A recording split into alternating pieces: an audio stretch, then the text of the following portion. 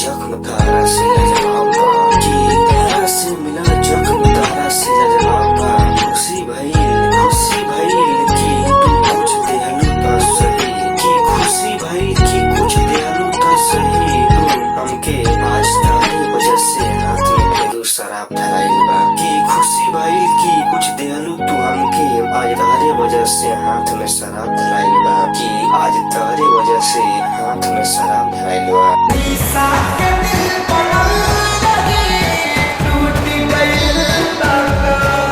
Hello दोस्तों, कैसे हैं? उम्मीद होगा स्वस्थ होंगे, मस्त होंगे। तो दोस्तों, आप भी भोजपुरी सारी देखने के लिए इंटरेस्टेड हैं, जरूर वीडियो को शेयर करिएगा और चैनल पर पहली बार है तो चैनल को सब्सक्राइब कर लीजिएगा, क्योंकि दोस्तों आप लोग को इस चैनल पर भोजपुरी शायरी देखने के लिए मिलेगा और प्यार मोहब्बत से भरी शायरी मिलेगा। तो दोस्तों ज्यादा टाइम नहीं लूंगा, वीडियो करता हूँ समाप्त और प्लीज आप लोग इस चैनल को सब्सक्राइब कर लीजिएगा और वीडियो को शेयर जरूर करिएगा।